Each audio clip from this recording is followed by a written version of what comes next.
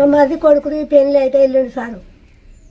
పెళ్లి కాడికి పోయి అంటే తాగిన వారని అడిగితే తాగలే సార్ అని అన్నాడట. అన్నవల్ల మా కోడలు ఫోన్ చేసింది. ఫోన్ చేస్తే ఫోన్ ఎవరితో మాట్లాడుతున్నారు అని సరిగా నిలదీసి ముగ్గురు పోలీసు వాళ్ళు ఏసైని 2 కానిస్టేబుళ్ళు ఎట్లా పడితే అట్లా కొట్టారు సార్.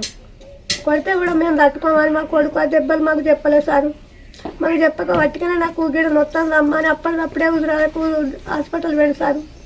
హాస్పిటల్ వేసి చూసుకుని వచ్చేదాకా ఈవిడ కూర్చుని నేర్చుకుంటే ఏమైంది అంటే ఏం లేదమ్మా అంటే కన్నకాడ 2 కన్నకాడ ఎందుకు నిలబడదంటే ఏం కాలే అన్నారు సారు. ఇక తెల్లారి చూస్తాలకు అన్ని దెబ్బలు ఉన్నాయి సారు. మేము ఆయన ఒక్కడు కష్టం చేస్తారు, మేము బతికటోళ్ళం సార్. 2 పిల్లలు, భార్య, మేము తల్లిదండ్రులు అన్నాళ్ళగా నా కొడుకును చేతికి దొరకకుండా పని చేయకుండా చేసిండు సారు. మా కొడుకును ఒక్క సిటికి వేయకుండా మేము కైకిలు చేసి సాదుకున్నాం సారు. నా కొడుకు పేరుని ఒక్క సిటికి వేయాలి మేము వాడు పుట్టిన కాంచేది ఆ దెబ్బ